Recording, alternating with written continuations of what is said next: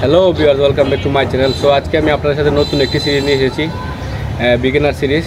যারা নতুন তাদের জন্য এই সিরিজটি খুব উপকারী এবং অনেক কিছু শিখতে পারবেন আপনারা এই সিরিজ থেকে।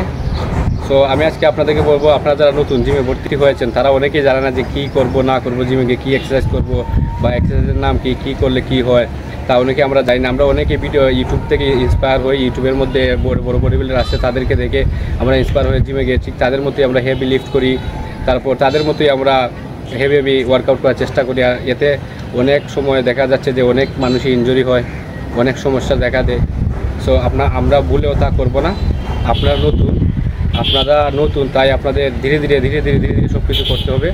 সো আমি আপনাদেরকে স্টেপ বাই স্টেপ বলে দেবো আপনারা কী করবেন না করবেন। সো আপনারা যারা নতুন তারা প্রথমে ফিজিক্যাল করবেন, 3 থেকে 4 দিন পর্যন্ত ফিজিক্যাল করবেন। কী ফিজিক্যাল করবেন তা আমি আপনাদেরকে বলে দিই।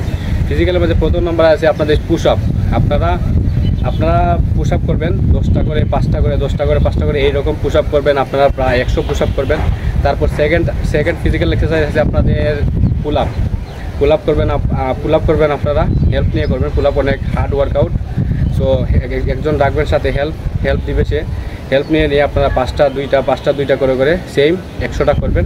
তারপর আছে স্কোয়াট। আপনারা স্কোয়াট করবেন 100 স্কোয়াট করবেন। আপনারা 5টা 10টা করে সেম 100 স্কোয়াট করবেন।